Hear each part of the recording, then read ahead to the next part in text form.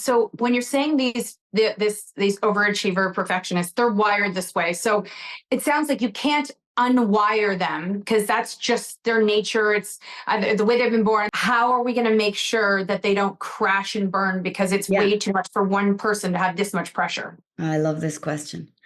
We don't change. Most of us behaviorally do not change, but we can stop over exacerbating our limitations and start emphasizing the good parts instead. And what it takes is to switch the way you think. So what we have to teach our teenagers is what we have to teach ourselves in the inner work. And there are three things primarily that I think help you to switch modes. You know what the parts of your personality are that are just not particularly useful to you. Mm-hmm. First is that progress beats perfection. You have to really teach yourself that perfection doesn't exist. Stop being so outcome oriented. Stop being so temporary results focused. Stop taking a huge beating with every moment of criticism or every moment of a mistake.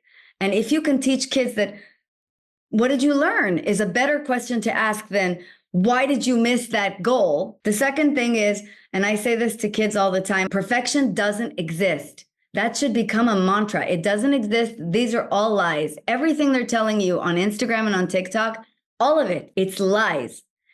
As grown-ups, you and I know that everything we see on LinkedIn is phony baloney, right? You're going to have to maintain an image that doesn't belong to you. You're going to suffer from crippling imposter syndrome. Run your own race. Your standards and other people's standards are not the same. There is absolutely nothing wrong with your pace and absolutely nothing wrong with your race. And the best way to do that is, of course, to model it. And the third is, friends are everything. Encourage in-person social interaction. Be social. I think that the biggest problem they have today is not what the screen is showing them, is that the screen is removing them. In suicide counseling, one of the first things we say is, can you talk to a friend? Is there anyone you can call? Once you start sharing shame and sharing pain, the pain diminishes. It starts to die in the light.